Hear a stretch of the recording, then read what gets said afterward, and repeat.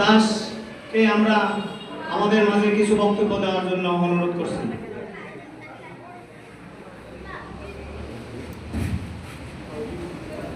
নমস্কার।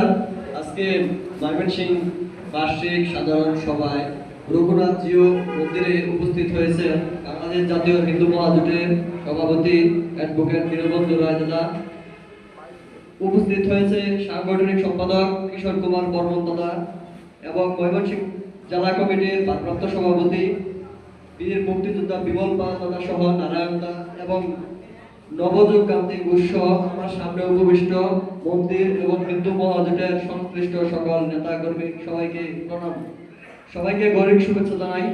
আসলে আমরা বাংলাদেশ জাতীয় হিন্দু মহাজোট করি, হিন্দু মহাজোট অ্যাডভোকেট গোবিন্দচন্দ্র প্রামাণিক দাদার নেতৃত্বে করি। আজকে ঢাকা প্রেস ক্লাব বলেন, ময়মনসিংহ জিও রাখরা মন্দির বলেন, আমরা যেখানে জয় শ্রীরাম স্লোগানটা দিই, এই জয় শ্রীরাম স্লোগান বাংলাদেশে আমরা সর্বপ্রথম কিন্তু অ্যাডভোকেট গোবিন্দচন্দ্র প্রামাণিক দাদার মুখ থেকে শুনছি। জয় শ্রীরাম স্লোগান হলো রামের ধ্বনি, কিন্তু এই রামের ধ্বনি আমাদেরকে মুখে সকলের মুখে প্রচার করছে অ্যাডভোকেট গোবিন্দচন্দ্র প্রামাণিক দাদা। আমার আগে অনেক দাদারা বলল, আমার আগে অনেক দাদারা বললো যে গোবিন্দ দাদার কিছু কার্যক্রম ভুল আছে। আসলে আপনারা সবাই জানেন 5ই আগস্ট বাংলাদেশের একটা ইতিহাস পুরোপুরি পাল্টে গেছে। এই ইতিহাসে গোবিন্দ প্রামাণিক দাদা তার একটা বক্তব্য ছিল 44 মিনিট, 44 মিনিটের বক্তব্য কাটিং হয়েছে 3 মিনিট এবং ওই বক্তব্য আমি নিজেই ছিলাম ওইখানে। তার একটা বক্তব্য একটু সবাই সংকোচ বোধের মাঝখানে পড়ে গেছে, কিন্তু দাদার বক্তব্যের পর 5ই আগস্টের পরে সর্বপ্রথম হিন্দু নির্যাতন নিপীড়নের জন্য ঢাকা প্রেস ক্লাবের সামনে 10ই আগস্ট বাংলাদেশ জাতীয় হিন্দু মহাজোট মানববন্ধন করছে। আপনারা জানেন কিনা জানি না, 11ই আগস্ট শাহবাগে যে সনাতনীদের বিশাল বড় একটা সমাগম হয়েছে, ওইটা আমাদের ছাত্র মহাজোটের একটা একাংশ ছিল ওই সংগঠনের সাথে যুক্ত। তো শুধু এগুলাই না, এই কথাগুলো আমি বললাম গোবিন্দ দার যে কিছু ভুল বিভ্রান্তি অনেকের অনেকটা কষ্ট লাগছে, এই কষ্টের প্রেক্ষাপটে। আর বাংলাদেশ জাতীয় হিন্দু ছাত্র মহাজোট, আমি ছাত্র মহাজোটে যুক্ত 2014 সাল থেকে।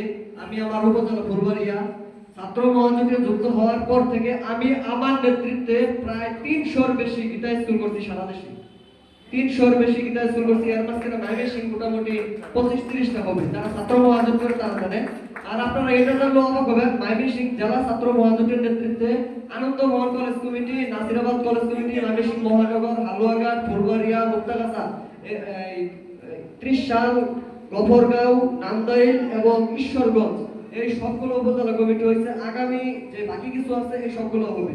এবং আমি আজকে এই সকলের সামনে ঘোষণা দিয়ে যাচ্ছি, আপনারা যারা এই ছাত্র মহাজোট বা হিন্দু মহাজোটের সাথে সম্পৃক্ত আছেন, যতগুলা গীতা স্কুল করবেন, প্রত্যেকটা গীতা স্কুলে যতগুলা গীতা লাগবে সেটা আমি দিব। যতগুলা গীতা লাগে আমাকে জানাবেন, সকল গীতা ছাত্র মহাজোটের নেতৃত্বে আমরা ছাত্র মহাজোটের পক্ষ থেকে লাভ জিহাদ, বর্তমান বাংলাদেশ আপনারা সবাই জানেন দুইটা সমস্যা সবচেয়ে গুরুত্বপূর্ণ, একটা হলো লাভ জিহাদ মানে ধর্মান্তরিত, আরেকটা হলো ধর্মীয় অবমাননা।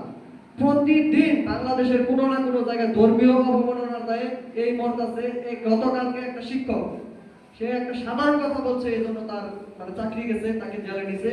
গত পরশুদিন ঢাকার হলো আপনার রামপুরা ব্রিজের সামনে থেকে একটা ছেলে জাস্ট একটা কথা বললে টাঙ্গাইল থেকে আসছে, তারা ওইখান থেকে গ্রেফতার করছে। সুতরাং আমাদের এখানে যারা উপস্থিত আছেন এদের সকলের পরিবারকে আগে সচেতন করতে হবে। এই পরিবার আরো 3টা পরিবারকে সচেতন করবে, এই 3টা পরিবার আরো 10টা পরিবারকে সচেতন করবে। এইভাবে আমাদের লাভ জিহাদ এবং এই ধর্মীয় যে অবমাননার যে একটা দায়, এটা থেকে সচেতন হতে হবে। তো সবাইকে ধন্যবাদ, অসংখ্য ধন্যবাদ, আপনারা সবাই আসছেন। এবং নারায়ণদার নেতৃত্বে ময়মনসিংহ জেলা হিন্দু মহাজোট অনেক শক্তিশালী হবে। ময়মনসিংহ অনেক সুন্দর সুন্দর প্রোগ্রাম হয়েছে, আগামীতে আরো ভালো ভালো প্রোগ্রাম হবে। আর আরেকটা সবচেয়ে বড় কথা হলো, বাংলাদেশের হিন্দু সমাজ মানে একজনের বিপদে আরেকজন যতদিন নিজে ইচ্ছাকৃতভাবে না আসবে ততদিন পর্যন্ত আমাদের বৃহৎ ঐক্যের ঘোষণা হবে না। আপনারা জানেন কিনা জানি না, আমাদের একটা ট্রাস্টি কল্যাণ বোর্ড আছে। এই ট্রাস্টি কল্যাণ বোর্ডের বর্তমান যে সিনিয়র ভাইস প্রেসিডেন্ট, ইনি যদি মুসলিম, এটা জানেন কি আপনারা? ট্রাস্টি বোর্ডের সিনিয়র ভাইস চেয়ারম্যান যদি মুসলিম হয়, তাহলে আপনি কিভাবে মনে করেন এই রাষ্ট্র, এই সরকার এদের দ্বারা হিন্দু সম্প্রদায়ের উপকার হবে? আমরা এই চিন্তা থেকে আমরা গোবিন্দ চন্দ্র প্রামাণিক দাদার নেতৃত্বে এর আগে অনেক আগে থেকে আমরা ঘোষণা দিয়েছিলাম পৃথক নির্বাচন। একমাত্র বাংলাদেশে হিন্দুদের সুস্থ সমাধান এবং হিন্দুদের অধিকার সুনিশ্চিত করতে হলে পৃথক নির্বাচনের কোনো বিকল্প নাই। সুতরাং এই ব্যাপারগুলো নানানতা নিয়ে কাজ করে, এগুলো সকলে একটু সচেতন হবেন, সকলের মাঝে এগুলো একটু ছড়িয়ে দিবেন। আমরা চাই হিন্দুদের রাষ্ট্র ক্ষমতার মাধ্যমে এই দেশের হিন্দু সমাজ খুবই সুন্দরভাবে সুস্থভাবে জীবনযাপন করতে পারবে। তো যাই হোক, সবাইকে অসংখ্য ধন্যবাদ দিয়ে আমার এই সংক্ষিপ্ত কথা আমি এখানে সমাপ্ত ঘোষণা করতেছি। নমস্কার সবাইকে, জয় শ্রীরাম।